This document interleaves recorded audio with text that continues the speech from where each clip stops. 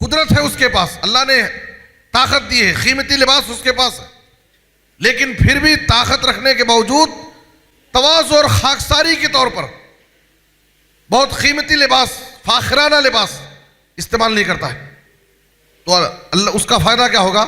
دعاہ اللہ یوم القیامہ علی رؤوس الخلائق، قیامت کی دن اللہ تعالیٰ پوری مخلوق کے سامنے اس کو بلائے گا اور اس کو اختیار دے گا کہ جنتی قیمتی جوڑوں میں سے تم جو چاہو اپنے لیے انتخاب کر لو۔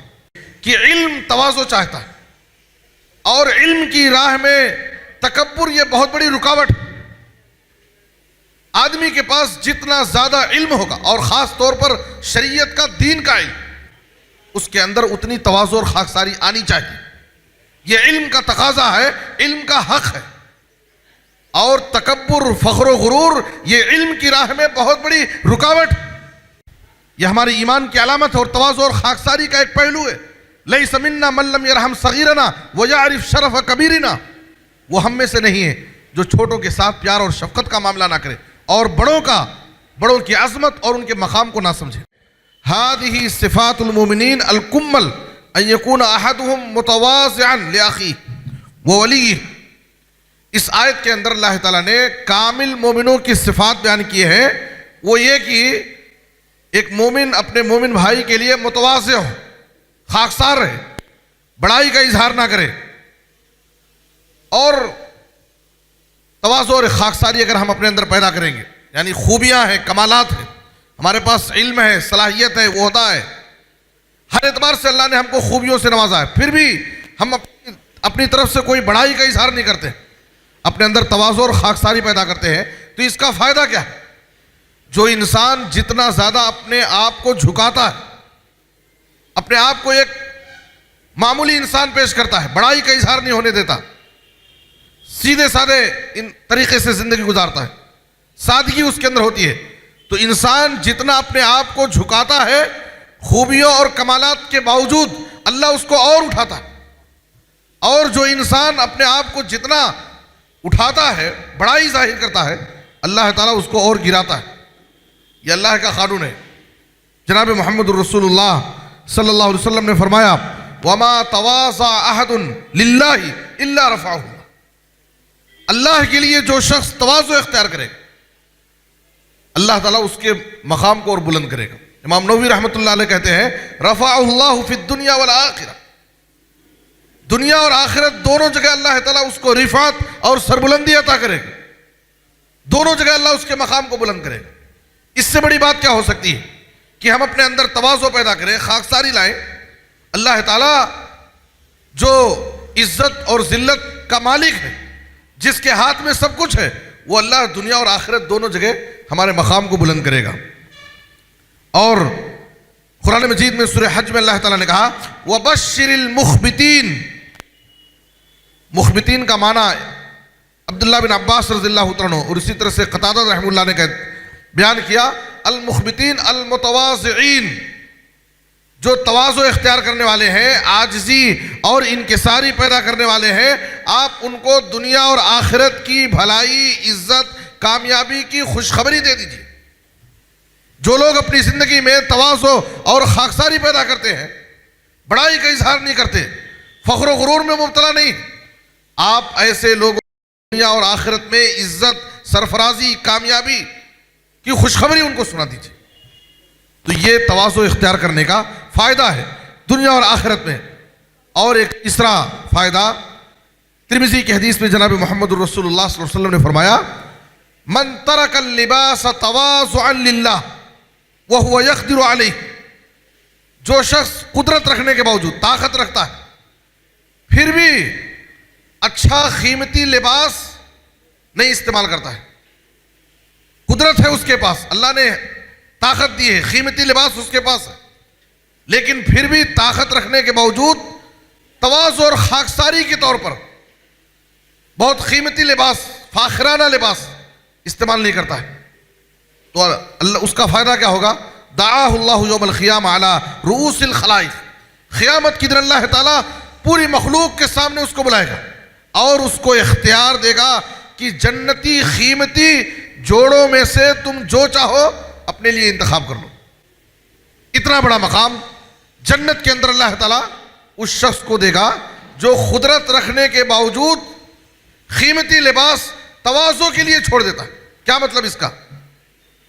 شیخ ابن عثیمین رحمۃ اللہ علیہ فرماتے ہیں اس کا مطلب کیا ہے؟ طاقت رکھنے کے باوجود تواضع کے لیے آدمی قیمتی لباس چھوڑ دے۔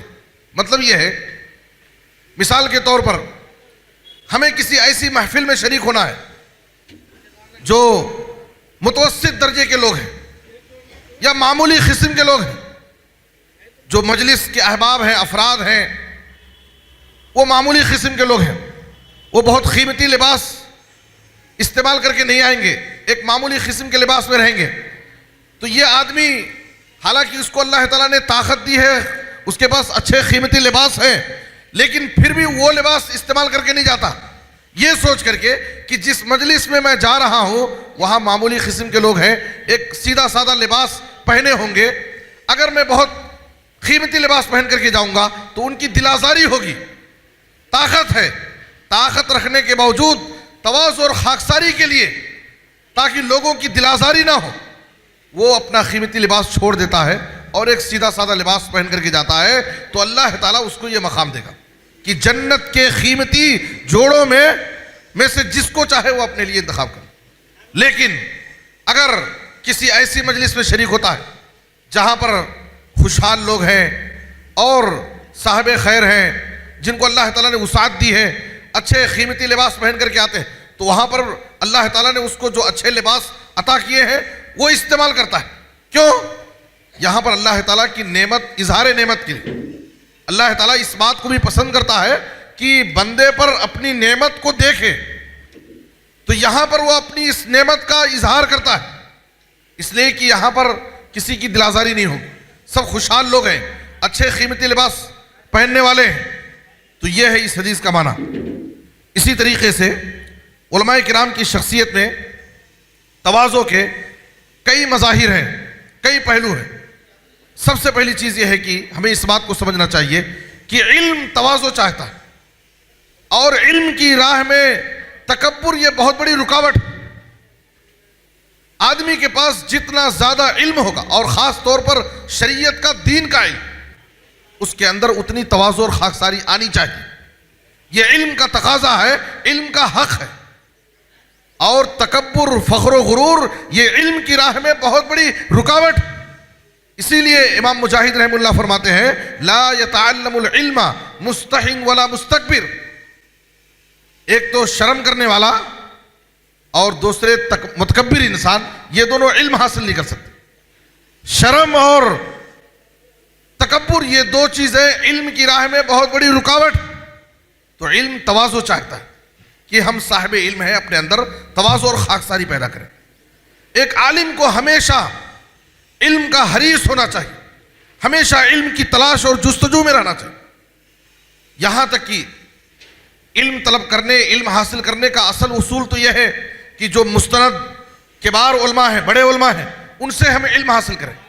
لیکن جو آدمی علم کا حریص ہوتا ہے، کبھی اگر اپنے جیسے آدمی کے پاس یا اپنے سے چھوٹے آدمی کے پاس بھی اگر کوئی علم وہ دیکھتا ہے تو اس سے بھی علم حاصل کرنے میں پیچھے نہیں ہٹتا۔ یہ اس کی تواضع اور خاکساری ہے کہ اپنے جیسوں سے اور اپنے سے کم علم والوں کے پاس بھی اگر وہ علم دیکھتا ہے تو ان سے بھی علم حاصل کرنے میں پیچھے نہیں ہٹتا ہے۔ یہ تواضع اور خاکساری کی علامت ہے۔ وکی بن جراح رحمہ اللہ فرماتے ہیں لا ينبل الرجل من اصحاب الحدیث حتى يكتب امن ہوا فوقہ وامن ہوا مثلہ وامن ہوا دونہ۔ کوئی آدمی اس وقت تک باکمال نہیں ہو سکتا، بڑا محدث نہیں بن سکتا، بڑا عالم نہیں بن سکتا، جب تک وہ علم جیسے اپنے سے بڑے لوگوں سے علم حاصل کرتا ہے تو اپنے جیسے لوگوں سے بھی علم حاصل کرے جو اس کے برابر علم والے، اور بسا اوقات اپنے سے چھوٹے لوگوں سے بھی علم حاصل کرے۔ یہ تواضع اور خاکساری کی علامت ہے کہ اگر کسی چھوٹے عالم کے پاس بھی کوئی صلاحیت ہے، کوئی خوبی ہے، اس کے پاس کسی چیز کا علم ہے، تو خاکساری اور تواضع کا تقاضا یہ ہے کہ ہم اس سے بھی علم حاصل کریں۔ سلف صالحین کو اگر ہم دیکھتے ہیں، امام ترمذی رحمۃ اللہ علیہ امام بخاری کے شاگرد ہیں، لیکن علل کے باب میں امام ترمذی کو بڑا کمال حاصل تھا اور اس فن میں علل میں ان کو اس قدر مہارت تھی کہ امام بخاری رحمۃ اللہ علیہ استاذ ہونے کے باوجود اس فن میں اپنے شاگرد سے امام ترمذی رحمہ اللہ سے استفادہ کرتے تھے اور بسا اوقات کھلے دل سے اس حقیقت کا اعتراف بھی کرتے تھے. اور امام بخاری رحمۃ اللہ علیہ جو استاذ تھے انہوں نے اپنے شاگرد امام ترمذی رحمہ اللہ سے کہا اس حقیقت کا اعتراف کرتے ہوئے من تفعت بکا اکثر ممن تفعت بی، جو کچھ میں نے تم سے حاصل کیا ہے سیکھا ہے وہ اس سے کہیں زیادہ ہے جو تم نے مجھ سے سیکھا ہے. اپنے شاگرد سے کہہ رہے ہیں جو کچھ میں نے تم سے سیکھا ہے فائدہ حاصل کیا ہے وہ کہیں زیادہ ہے اس سے جو تم نے مجھ سے سیکھا ہے. تو ایک استاذ اپنے شاگرد کے پاس بھی اگر اس کے پاس کسی چیز کا خاص علم ہے تو علم حاصل کرنے میں وہ پیچھے نہیں ہٹ رہے. یہ ان کی تواضع اور خاکساری ہے. عبداللہ بن مبارک رحمۃ اللہ علیہ کے بارے میں ان کے علم اور ان کے فن کو کون نہیں جانتے. علم و فضل کے اس اعلیٰ مقام پر فائز ہونے کے باوجود ان کا معمول یہ تھا کہ اپنے سے کم درجے کے اہل علم سے بھی باقاعدہ حدیثوں کو سنتے تھے اور ان سے حدیثیں لکھا کرتے تھے. حالانکہ بڑے علم و فن والے عبداللہ بن مبارک رحمۃ اللہ علیہ. ان سے کسی نے کہا کہ آپ کو اس کی کیا ضرورت ہے تو انہوں نے کہا لعل الکلمۃ التی فیہا نجاتی لم تقع لی. عبداللہ بن مبارک رحمۃ اللہ علیہ کہتے ہیں کہ میں اپنے سے چھوٹے لوگوں سے بھی ایک ایک بات سیکھتا علم حاصل کرتا اس لیے کہ شاید جس بات میں جس جملے میں آخرت میں میری نجات ہو وہ بات مجھے نامعلوم ہوئی ہو مجھ سے چھوٹ ہو گئی ہو. اس لیے میں ہر ایک سے ایک چھوٹے عالم سے بھی اگر اس کے پاس دین کا کوئی شریعت کا علم ہے اس کے پاس میں جا کر کے علم حاصل کرتا ہوں. یہی وجہ ہے کہ اللہ تعالیٰ نے نبی صلی اللہ علیہ وسلم کو مشورے کا حکم دیا. وشاورہم فی الامر. اللہ تعالیٰ اپنے نبی کو مشورے کا حکم کیوں دیا؟ آپ لوگوں سے مشورے لیجئے. مومنوں کی صفت بیان کی گئی وَأَمْرُهُمْ شُورَى بَيْنَهُمْ. اہل ایمان مشورے سے آپس کے کام کرتے ہیں. کیوں؟ اس لیے کہ مشورے میں مجلس میں بیٹھا ہوا کوئی ایک چھوٹا آدمی بھی ہے تو اللہ تعالیٰ اس چھوٹے آدمی کے دل میں بھی کوئی بڑی بات ڈال سکتا ہے. بسا اوقات مشورے میں بڑے بڑے لوگوں کو کوئی بات سمجھ میں نہیں آتی ہے اور ایک چھوٹا عالم کوئی اس بات کو سمجھ جاتا ہے. نبی صلی اللہ علیہ وسلم کی احادیث میں اس کی بہت ساری مثالیں ہیں. بڑے بڑے لوگوں کو جو باتیں سمجھ نہیں آتی ہے کبھی کبھار ایک چھوٹے بچے کو وہ بات سمجھ میں آ جاتی ہے. صحیح بخاری کی وہ مشہور حدیث جس کو امام بخاری رحمۃ اللہ علیہ نے کئی مقامات پر ذکر کیا ہے اپنی صحیح میں ان من الشجر شجرۃ لا يسقط ورقها. درختوں میں ایک درخت ایسا ہے جس کا پتا کبھی نہیں جھڑتا ہے اور اس کی مثال مسلمان جیسی ہے. حدثونی ما ہی. بتاؤ کہ وہ درخت کون سا ہے. فوقع الناس فی شجر البوادی. اعلان سنتے ہی سارے صحابہ جنگلوں کے درختوں میں غور و فکر کرنے لگے کون سا درخت ہو سکتا ہے. مہاجرین و انصار بڑے بڑے صحابہ اس مجلس میں موجود ہیں. کسی کو یہ جواب نہیں معلوم ہوا لیکن عبداللہ بن عمر رضی اللہ تعالیٰ عنہ ابھی جو کم سن تھے چھوٹے بچے تھے وہ کہتے ہیں فوقع فی نفسی انہا نخلہ. نبی صلی اللہ علیہ وسلم کے سوال کرنے کے بعد ہی میرے دل میں اس کا جواب آ گیا. فوراً مجھے خیال آیا ہو نہ ہو وہ کھجور کا درخت. لیکن میں دیکھ رہا ہوں کہ مجلس میں بڑے علم والے ہیں بڑے بڑے مہاجرین کبار صحابہ ہیں سب خاموش ہیں کوئی زبان نہیں کھول رہا. اس لیے میں بھی شرم سے خاموش رہ گیا. یہاں تک کہ صحابہ نے پوچھا کہ اے نبی صلی اللہ علیہ وسلم آپ خود بتائیے کہ وہ درخت کون سا ہے تو آپ نے اس کی وضاحت کی کہ ہی النخلہ وہ کھجور کا درخت ہے. تو اس لیے کسی چھوٹے اپنے سے کم علم والے یا اپنے سے چھوٹی عمر والے سے بھی اگر اس کے پاس کسی چیز کا علم ہے کوئی صلاحیت ہے تو اس سے فائدہ اٹھانے میں ہمیں پیچھے نہیں ہٹنا چاہیے. یہ ہماری تواضع اور خاکساری کی دلیل ہے. اسی طریقے سے تواضع اور خاکساری کا ایک مظہر علماء کی زندگی میں ایک پہلو یہ بھی ہے کہ ہم عوام الناس سے جڑ کر رہیں. علماء کیا کریں عوام سے جڑیں. نبی صلی اللہ علیہ وسلم صحابہ کرام سے عوام الناس سے لوگوں سے بہت گھل مل کر کے رہتے تھے. اس طرح سے لوگوں کے درمیان آپ بیٹھ جاتے تھے کہ کوئی اجنبی مسافر آدمی آتا تو اسے پہچاننا مشکل ہو جاتا آپ کی اس مجلس میں نبی صلی اللہ علیہ وسلم کون ہے؟ یہ آپ صلی اللہ علیہ وسلم کی تواضع اور خاکساری. لیکن آپ صلی اللہ علیہ وسلم لوگوں سے گھل مل کر رہتے تھے, لوگوں سے بہت قریب رہتے تھے, لیکن آپ صلی اللہ علیہ وسلم کا روب, آپ کی ہیبت لوگوں پر باقی رہتی تھی. لوگوں سے قریب ہونے کا مطلب بھی یہ نہیں ہے کہ ہم اپنا عالمانہ, ہماری جو عالمانہ شان ہے, علمی جو مقام ہے, اس کو ہم کھو بیٹھے. تو لوگوں کے ساتھ عوام سے قریب ہونا یہ بھی تواضع اور خاکساری کا ایک مثالی اور باکمال پہلو. خاص طور پر عوام میں جو کمزور طبقہ ہے, عام طور پر کیا ہوتا ہے, لوگ ملتے ہیں جماعت کے لوگوں سے, عوام کے ساتھ, لوگوں کے ساتھ ان کا اٹھنا بیٹھنا ہے, لیکن جو اصحاب خیر ہیں, رؤسا ہیں, صاحب حیثیت, انہی کے ساتھ صرف اٹھتے بیٹھتے ہیں, انہی کو دیکھ لیتے ہیں. سماج میں جو غریب طبقہ ہے, کمزور لوگ ہیں, معمولی قسم کے لوگ ہیں, ان کو نظر انداز کر دیتے ہیں کہ ان سے مجھے کیا فائدہ ہے. حالانکہ اصل وہ لوگ ہیں. آپ صلی اللہ علیہ وسلم کا جو اسوہ ہمارے لیے ہے, ابغونی الضعفاء فانما ترزقون وتنصرون بضعفائکم, مجھے کمزوروں کے بیچ میں تلاش کرو اور یاد رکھو, اس حقیقت کو نہ بھولو کہ تمہاری مدد کی جاتی ہے, تمہیں روزی دی جاتی ہے انہی کمزوروں کے ذریعے سے. انما ینصر اللہ هذه الامہ بضعیفہا بدعوتہم وصلاتہم واخلاصہم, اللہ تعالیٰ اس امت کی مدد کرتا ہے کمزوروں کی طرف سے, ان کی دعاؤں سے, ان کے اخلاص سے, ان کی مدد کرنے کی وجہ سے. اللہ تعالیٰ نے اپنے نبی کو حکم دیا, وَاصْبِرْ نَفْسَكَ مَعَ الَّذِينَ يَدْعُونَ رَبَّهُمْ بِالْغَدَاةِ وَالْعَشِيِّ يُرِيدُونَ وَجْهَهُ. جب سرداران قریش نے نبی صلی اللہ علیہ وسلم کے سامنے یہ پیشکش رکھی کہ ہم بڑے لوگ ہیں, صاحب منصب ہیں, ہم ایمان لائیں گے, اسلام قبول کریں گے, لیکن آپ کی مجلس میں یہ جو غریب فقیر کمزور صحابہ ہیں, آپ ان کو اپنی مجلس سے دور کیجئے, ہم کو آپ سامنے بٹھائیے. تو اللہ تعالیٰ نے بطور تنبیہ یہ آیت نازل کی, آپ ان کمزور صحابہ کو اپنی مجلسوں سے دور مت رکھیے, انہی کے ساتھ اٹھیے بیٹھیے.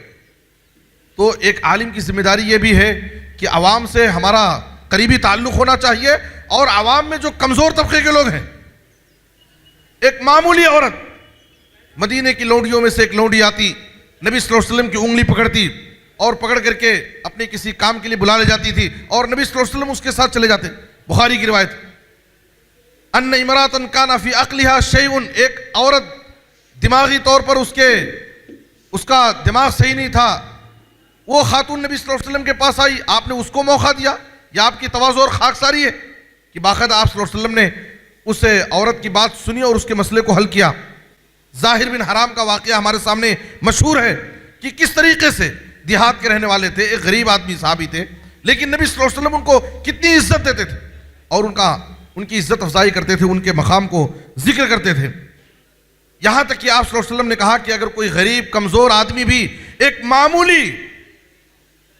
معمولی چیز ضیافت تیار کر کے اگر مجھے بلاتا ہے تو بھی میں اس کی دعوت کو قبول کروں گا.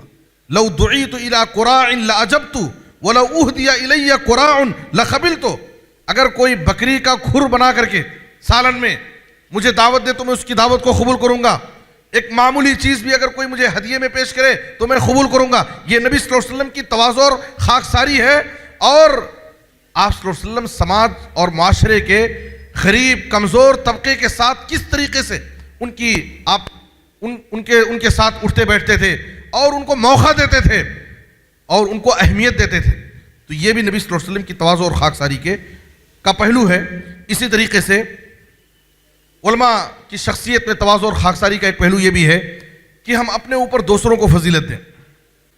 افضل اور بہتر ہوتے ہوئے بھی نبی صلی اللہ علیہ وسلم اور صحابہ کرام کا طریقہ اور منہج یہ تھا کہ وہ افضل اور بہتر ہونے کے باوجود دوسروں کو اپنے اوپر ترجیح دیتے تھے.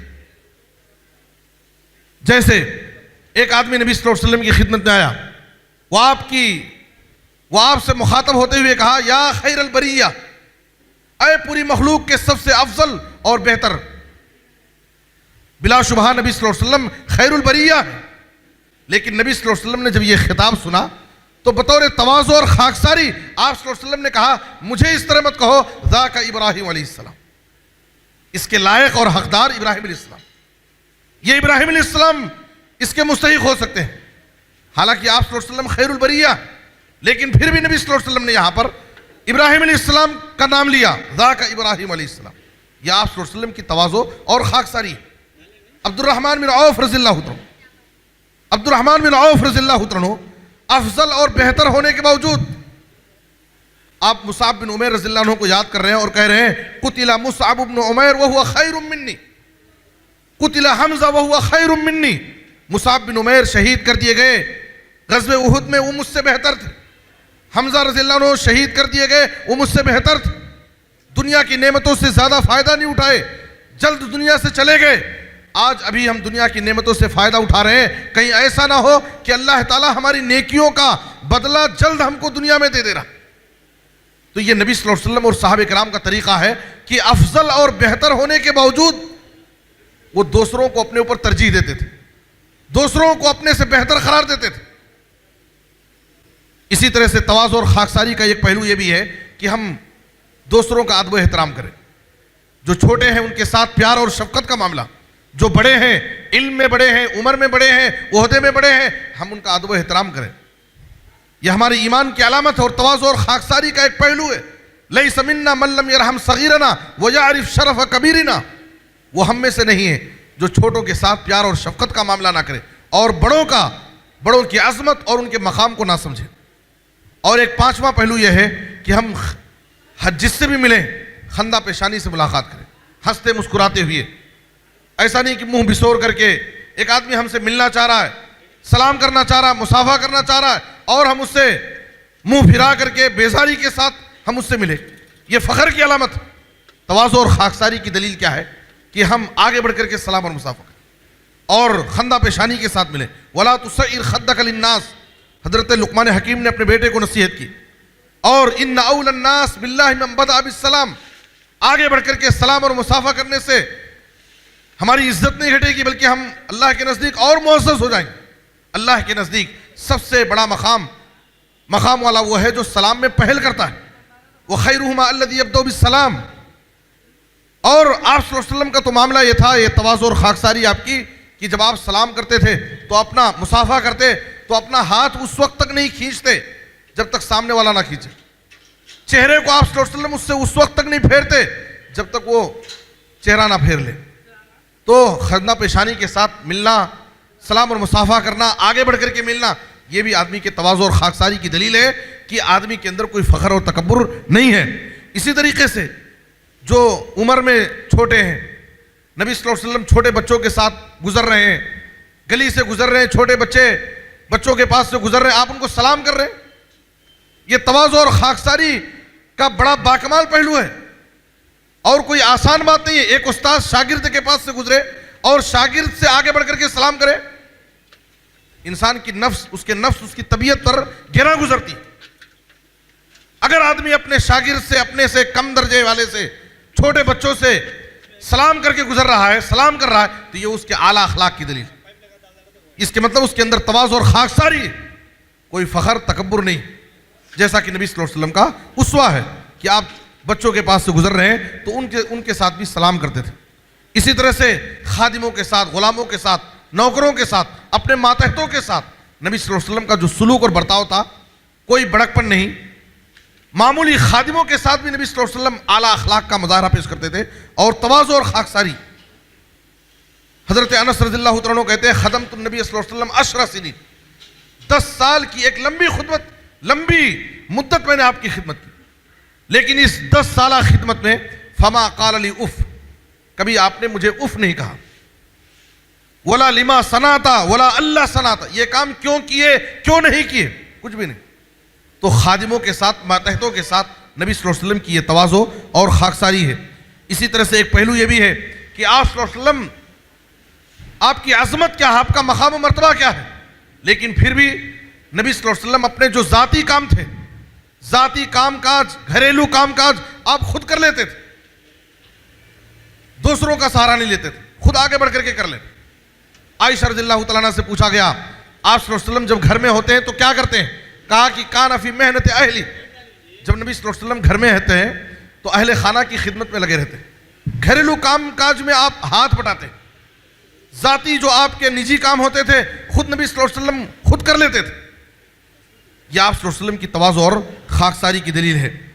تو معزز علماء کرام، علم خاص طور پر ایک مومن کی زندگی میں تواضع اور خاکساری ہونی چاہیے. اس کے مقابل میں ہم صاحب علم ہیں، صاحب ایمان ہیں، ہماری ذمہ داری یہ ہے کہ ہم اپنے اندر تواضع اور خاکساری پیدا کریں. ہم جتنا اپنے اندر تواضع اور خاکساری پیدا کریں گے، اللہ تعالیٰ دونوں جہاں میں، دنیا اور آخرت میں، اللہ ہمارے مقام کو، ہماری عزت کو اور بلند کرے. اور جو انسان جتنا زیادہ بڑائی کا اظہار کرتا ہے، تواضع اور خاکساری اس کے اندر ختم ہوتی جاتی ہے، اللہ تعالیٰ اس کو اور ذلیل کرتا ہے. اور متکبرین کا ٹھکانہ آخرت میں جہنم ہے. فبئس مثوى المتکبرین الا انبئکم باہل النار. آپ صلی اللہ علیہ وسلم نے کہا کل ضعیف متضعف.